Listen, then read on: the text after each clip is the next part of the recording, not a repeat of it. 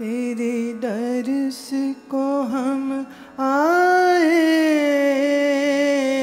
तेरी कृपा को हम पाए। तेरे दर्श को हम आए, तेरी कृपा को हम पाए। तेरे दर्श को हम आए, तेरी कृपा को हम पाए। तेरे दर्श को हम आए, तेरी कृपा को हम पाए। तेरे दर्श को हम आए, तेरी कृपा को हम पाए। तेरे दर्श को हम आए, तेरी कृपा को हम पाए। तेरे दर्श को हम आए, तेरी कृपा को हम पाए।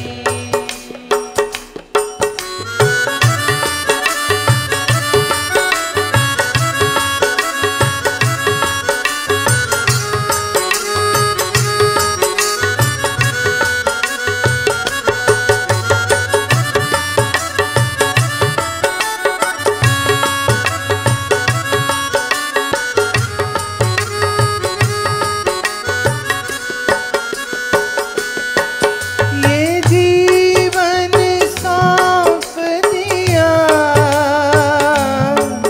गुरुदेव आपको ही। ये जीवन सौंप दिया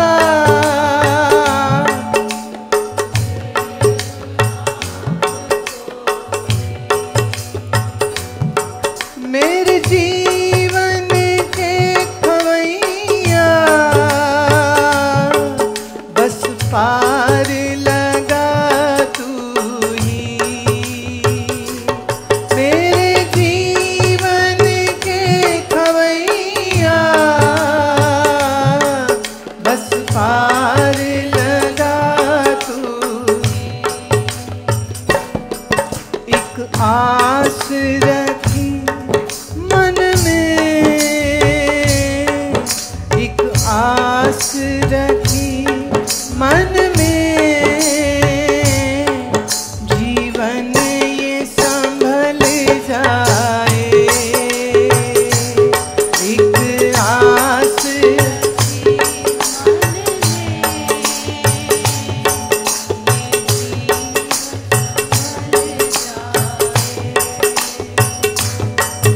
एक आस रखी मन में, ये जीवन संभल जाए। एक आस रखी मन में, ये जीवन संभल जाए। तेरे दर्श को हम आए,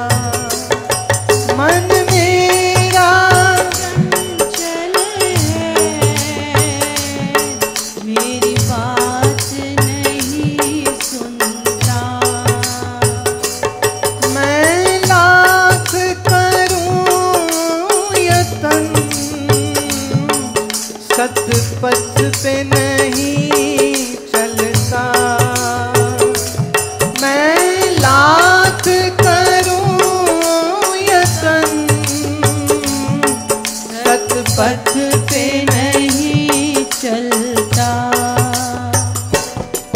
बस आस तुम्हीं से है, बस आस तुम्हीं से है। मेरा मन ये संभल जाए, बस आस तुम्हीं से है। मेरा मन ये संभल जाए। तेरे दर्श को हम आए, तेरी कृपा को हम पाए। तेरे दर्श को हम आए, तेरी कृपा को हम पाए।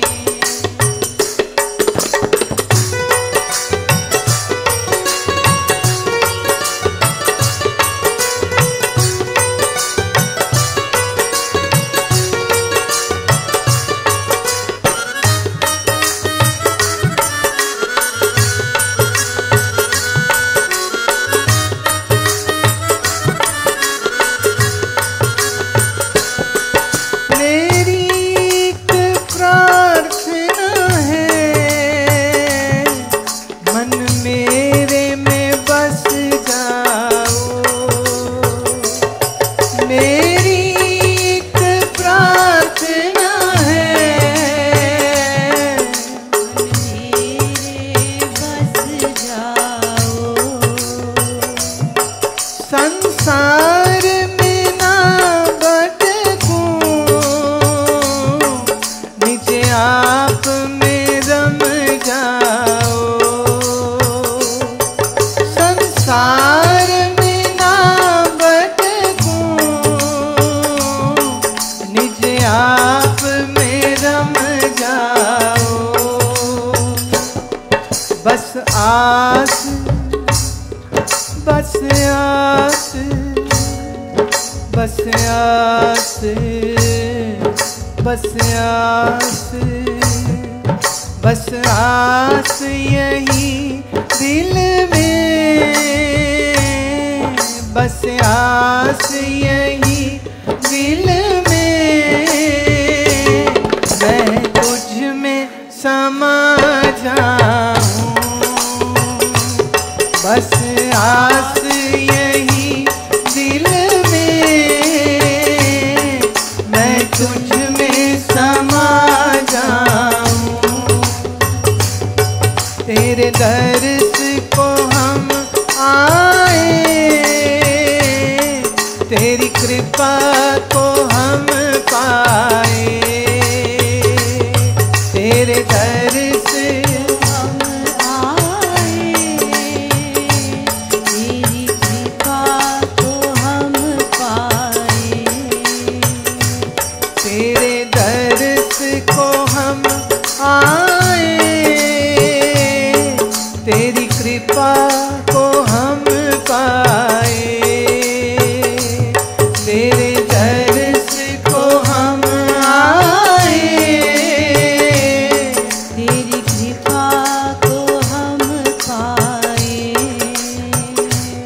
तेरी कृपा को हम पाए। तेरी कृपा को हम पाए। तेरी दया को हम पाए। तेरी दया को हम पाए। तेरी दया, तेरी दया, तेरी दया, तेरी दया, तेरी कृपा, तेरी कृपा, तेरी कृपा, तेरी कृपा, कृपा।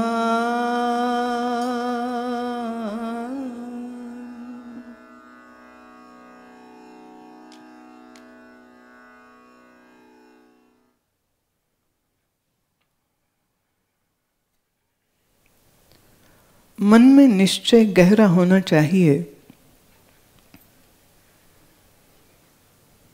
मन में विश्वास पूरा होना चाहिए और संशय रहित विश्वास होना चाहिए। एक कि संसार के साथ चलते हुए में हमारी कभी सद्गति हो नहीं सकेगी।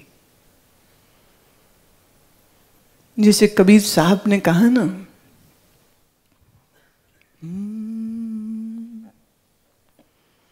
ये संसार कांटे की बारी,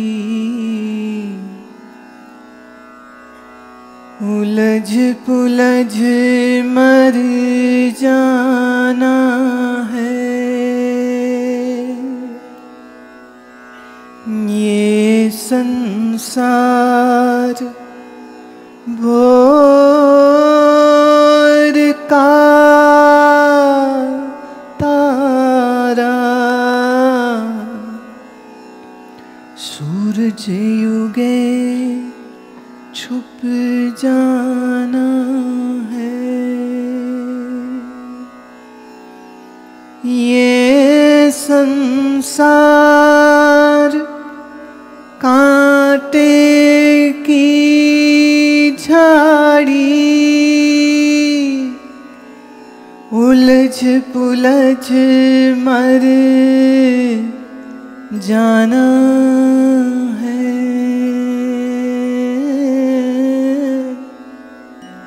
रहना नहीं, रहना नहीं। देश बेगाना है,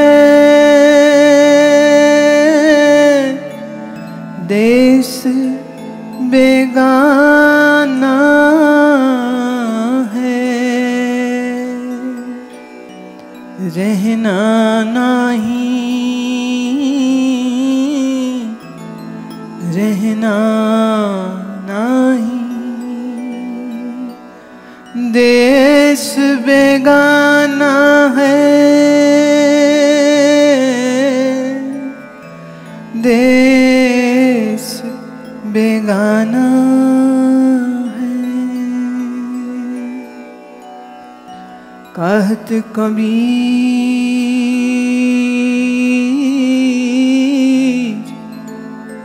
सुनो रे साधु, गुरु मिले तर जाना है। गुरु मिले तर जाना है। रहना नहीं, रहना नहीं। देश बेगाना है,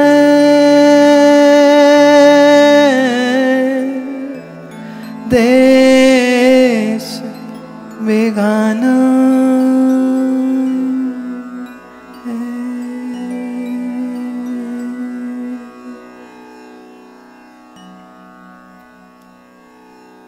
वैराग्य किए बगैर परमात्मा से संबंध जुड़ नहीं सकता। ऐसा नहीं हो सकता है कि हम एक मन के कोने में दुनिया, घर, संसार को बसा लें और दूसरे कोने में हम सोचे कि हम परमात्मा को बैठा लेंगे। तो एक हिस्से में संसार की दौड़ चलती रहे और दूसरे हिस्से में हम शांति को भी प्राप्त कर लेंगे। You don't get day and night in one time. Problem is this, तुम्हारा लोभी मन तो चाहता है कि दोनों ही मिल जाएं, पर ऐसा होता नहीं है। वैराग्य का अर्थ नहीं होता कि तुम किसी जंगल में जाके बैठ जाओ। वैराग्य का अर्थ ये नहीं होता है कि तुम मूंड मुंडवा करके बाबा जी बन के, साधु बन के किसी गुफा में छुप जाओ। वैराग्य का अर्थ होता है कि आप संसार में हैं पर संसार के नहीं हैं। संसार के लिए नहीं है और संसार तुम्हारा सर्वस्व नहीं है। वैराग्य है कि तुम शरीर में हो, शरीर से जी रहे हो, श्वास ले रहे हो, पर फिर भी ये शरीर मेरी पूर्ण सच्चाई नहीं है। ये तो वो लिबास है जो मैंने ऊपर से ओढ़ रखा है, ये वो चोगा है जो मैंने धारण करके रखा है, जिसे हम छोड़ देते हैं। जब प्रारब्ध इनकार कर देती है तो तुम एक सांस भी नहीं ले पाओगे, एक सांस भी नहीं तुम ले पाओगे। जैसे ये कपड़े जो तुम पहनते हो तो तुम अपनी मर्जी से पहनते हो और मर्जी से उतारते हो, पर ये जो शरीर का वस्त्र है ये है तो तुम्हारी इच्छाओं के वजह से ही, परंतु इसको तुम किस घड़ी पहनोगे उस विज्ञान की तुम्हें कोई समझ नहीं है।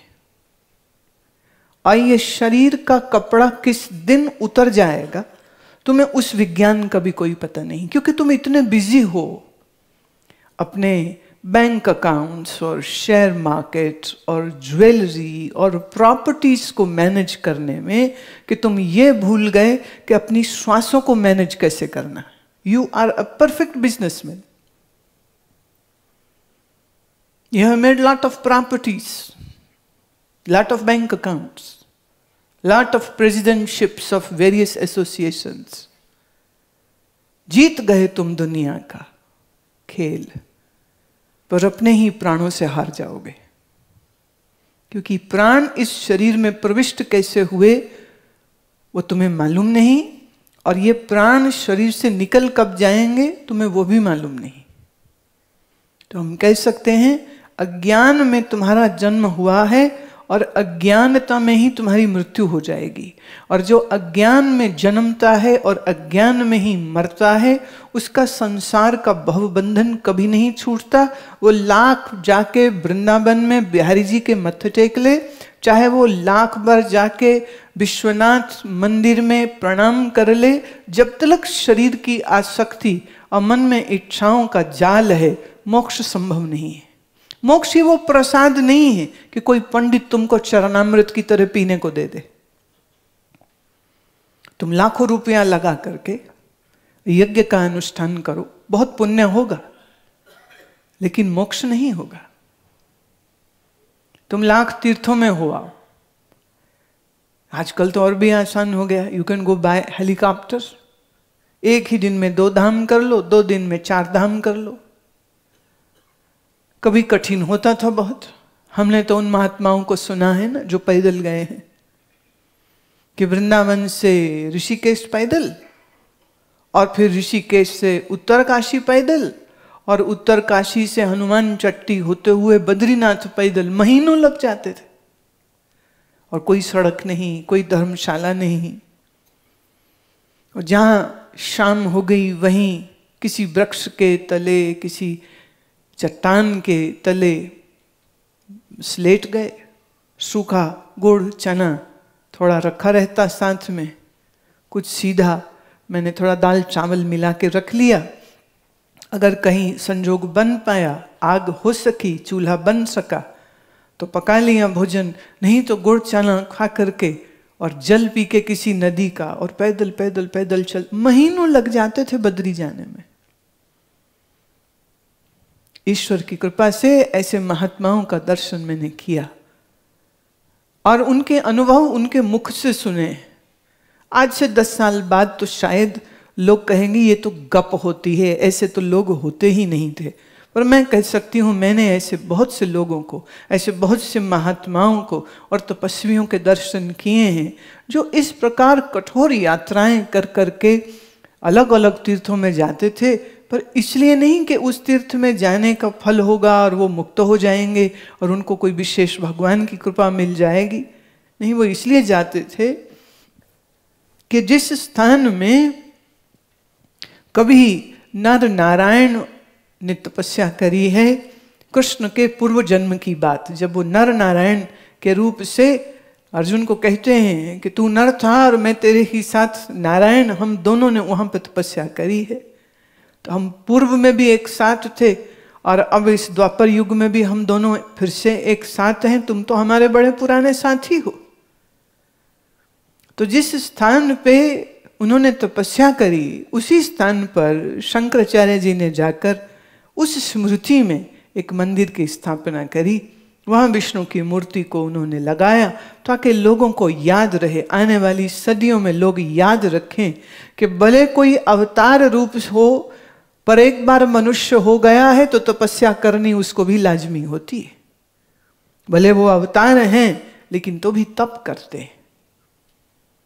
उस कठोर हिमालय के क्षेत्र में रहकर अपने शरीर को साधते हैं, मन को साधते हैं। दिव्य हैं, महान हैं, तो भी योग के साधना करते हैं। तो जब एक अवतार को साधना करने की आवश्यकता है, जिसे आवश्यकता यूं तो नहीं है, तो हम जो एक साधारण मनुष्य हैं, क्या हमें कितनी आवश्यकता है? तो ये हमारे स्वामी लोग, हमारे मित्र, हमारे आदरणीय महात्मा लोग जाकर के बद्री में महीनों रहते। फिर कभी केदार चले गए, फिर वहीं महीनों रहे, 6-6 महीने, साल वहीं पर रहे। फिर कभी चले गए गंगोत्री, कभी उससे ऊपर गौमुख, कभी उससे भी ऊपर तपोवन में, और फिर वहां जाकर के रहे, बरसों रहे। क्यों? जिस मन को तुम अभी गा रहे थे ना मेरे साथ कि हम चाहते हैं संभल जाए, और ये संभलता नहीं है, ये उसी मन को संभालने की साधना करने के तो वहां बैठे थे। और काहे बैठे थे वहां पर? क्योंकि हमारा मन ऐसा है, आंखों से हम जिस चीज को देखते हैं हमारा मन उसी के बारे में सोचने लग जाता है। जिस चीज को भी देखेगा, जिस शब्द को सुनेगा, उस शब्द के बारे में सोचने लग जाएगा। और सुख का लोभी है, दुख से डरता है, तो जहां जहां सुख मिलता है वहां वहां संबंध जोड़ना चाहेगा। जहां जहां दुख मिलने की संभावना है वहां से वो दूर भागना चाहता है। इसी चक्कर में कोई दोस्त बन जाएगा, कोई दुश्मन बन जाएगा, कोई अपना हो जाएगा, कोई पराया हो जाएगा। फिर किसी ने मुझे ये कहा, मैं दुखी हुआ, फिर उसने मुझे ये कहा, मैं बड़ा सुखी हो गया। तो दुखी सुखी होने की इस यात्रा में मन की चादर मैली हो जाती है। राग द्वेष से मन भर जाता है। और जब आंखें देखती हैं संसार की वस्तुओं को तो लगता है अरे इसमें तो बड़ा मजा है, इसमें तो बड़ा सुख है, ये तो मुझे मिलना चाहिए। किसी ने कहा मेरे पास बड़ा धन है, देखो मेरी कितनी शान, तो तुम्हें लगा ये शान मेरी भी होनी चाहिए। किसी ने कहा देखो मेरे वस्त्र कितने अच्छे, मैं कितना सुंदर लग रहा हूं, तुम्हें लगा ये सुंदर वस्त्र मेरे पास भी होना चाहिए। किसी के पास देखा बड़ा मकान, उस मकान को वो मैनेज कैसे करता है ये तो मालूम नहीं। उस मकान को संभालने में कितना वक्त लगता है ये तुम्हें ज्ञान नहीं। उसका हर साल वो कितना टैक्स भरता है ये पता नहीं, कितना इनकम टैक्स भरना पड़ता है उस प्रॉपर्टी की एवज में ये मालूम नहीं। लेकिन उसका बड़ा मकान देखा तो मन ने कहा मेरे पास पे होना चाहिए।